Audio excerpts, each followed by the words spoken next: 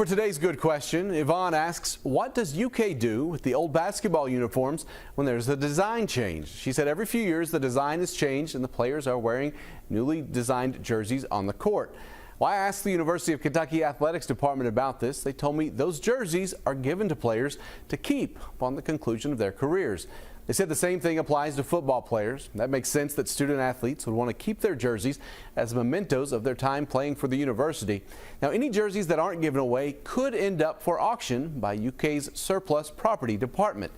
They have in-person auctions and online sales for items and from the university, and occasionally items from the athletics departments go up for sale. If you have a good question, you can email goodquestion@wkyt.com. I'll see you on WKYT Mornings.